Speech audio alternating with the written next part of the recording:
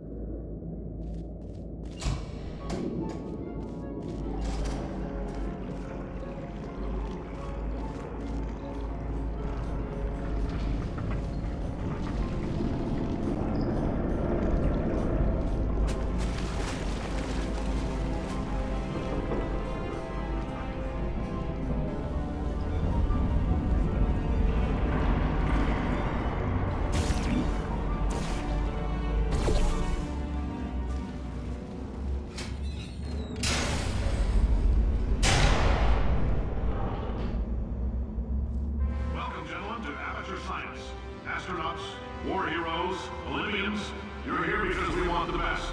And you are it. So, who is ready to make some science? I am. Now, you already met one another on the limo ride over, so let me introduce myself. I'm Cave Johnson. I own the place. That eager voice you heard is the lovely Carolyn, my assistant. Rest assured, she has transferred your honorarium to the charitable organization of your choice. Isn't that right, Carolyn? Yes, sir, Mr. Johnson. She's the backbone of this facility. Pretty as a postcard, too. Sorry, fellas. She's married. To science.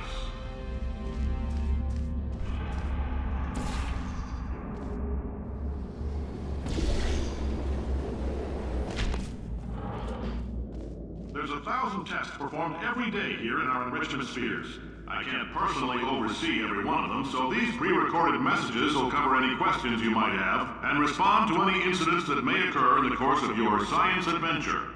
Your test assignment will vary depending on the manner in which you have bent the world to your will. Those of you helping us test the repulsion gel today, just follow the blue line on the floor. Those of you who volunteered to be injected with praying mantis DNA, I've got some good news and some bad news. Bad news is we're postponing those tests indefinitely.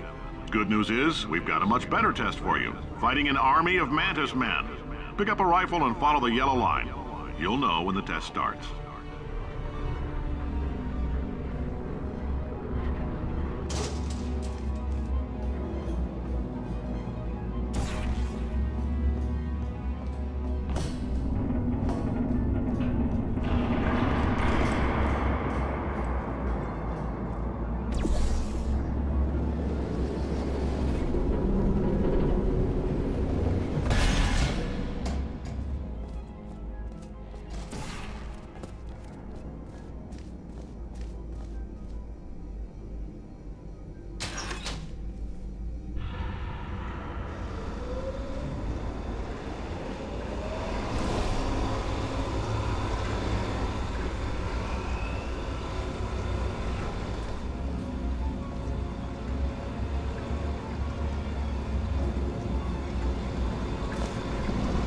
They say great science is built on the shoulders of giants.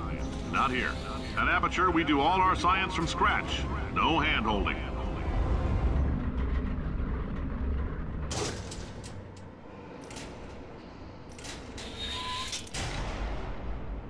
All right, let's get started. This first test involves something the lab boys call repulsion gel. You're not part of the control group, by the way. You get the gel. Last poor son of a gun got blue paint. All joking aside, that did happen. Broke every bone in his legs. Tragic, but informative. Or so I'm told.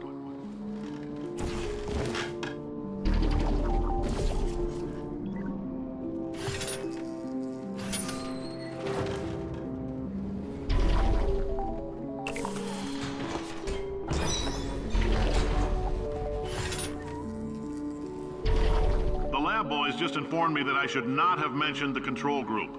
They're telling me I ought to stop making these pre-recorded messages. That gave me an idea. Make more pre-recorded messages. I pay the bills here, I can talk about the control group all damn day. For this next test, we put nanoparticles in the gel. In layman's terms, that's a billion little gizmos that are going to travel into your bloodstream and pump experimental genes and RNA molecules and so forth into your tumors. Now, maybe you don't have any tumors. Well, don't worry. If you sat on a folding chair in the lobby and weren't wearing lead underpants, we took care of that too.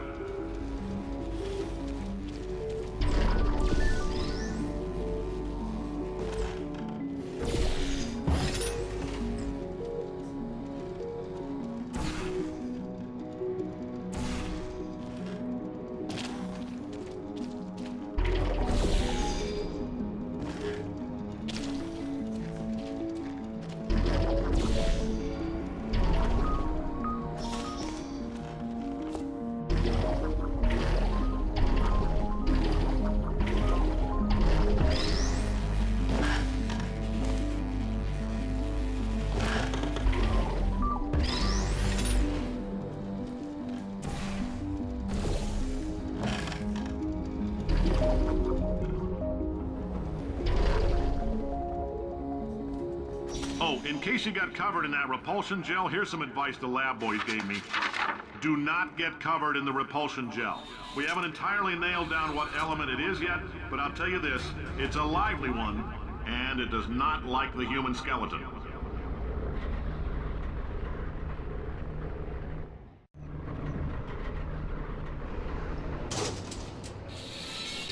All these science spheres are made of asbestos, by the way. Keeps out the rats.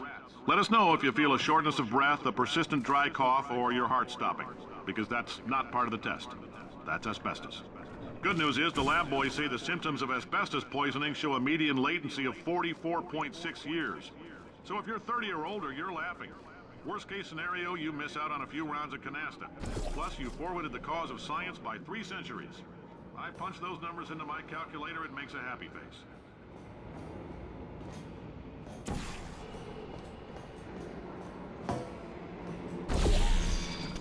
I like your style. You make up your own rules, just like me.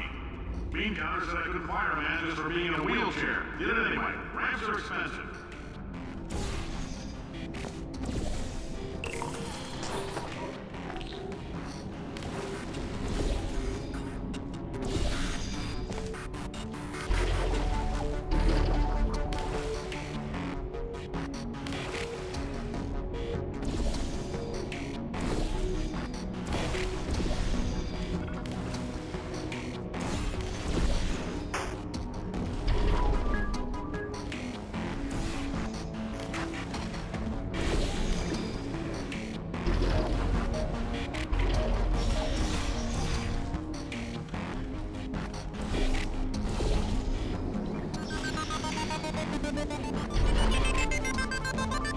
Just a heads up, that coffee we gave you earlier had fluorescent calcium in it so we can track the neuronal activity in your brain.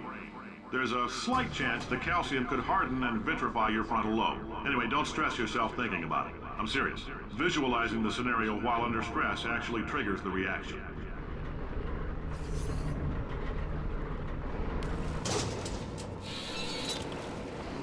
Now, if you're part of control group Kepler-7, we implanted a tiny microchip about the size of a postcard into your skull. Most likely you forgot it's even there. But if it starts vibrating and beeping during this next test, let us know. Because that means it's about to hit 500 degrees, so we're going to need to go ahead and get that out of you pretty fast. I'm telling them, keep your pants on. All right, this next test may involve trace amounts of time travel. So, word of advice, if you meet yourself on the testing track, don't make eye contact. Lab boys tell me that'll wipe out time. Entirely. Forward and backward. So, do both of yourselves a favor and just let that handsome devil go about his business.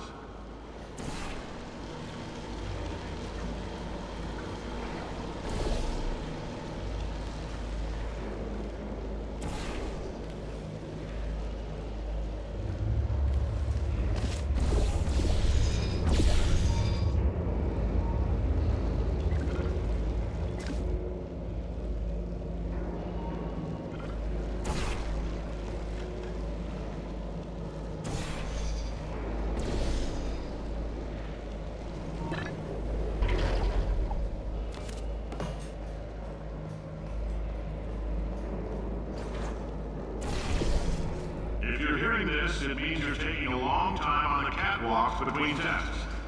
The lab boys say that might be a fear reaction. I'm no psychiatrist, but coming from a bunch of eggheads who wouldn't recognize the thrill of danger if it walked up and snapped their little pink bras, that sounds like projection. They didn't fly into space, storm a beach, or bring back the gold. No, sir, we did. It's you and me against the world, son. I like your grit. Hustle could use some work, though. Now let's solve this thing.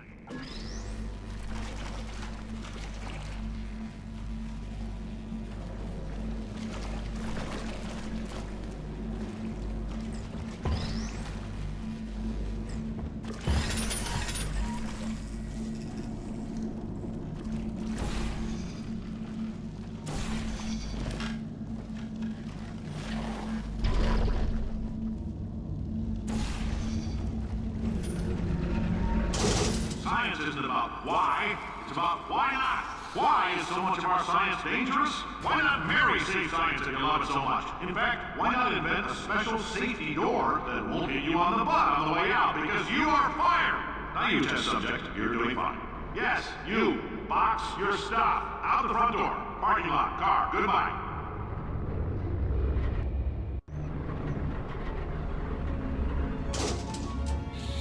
Congratulations! The simple fact that you're standing here listening to me means you've made a glorious contribution to science. As founder and CEO of Aperture Science, I thank you for your participation and hope we can count on you for another round of tests. We're not going to release this stuff into the wild until it's good and damn ready, so as long as you keep yourself in top physical form, there'll always be a limo waiting for you. Say goodbye, Carolyn. Goodbye, Carolyn. She is a gem.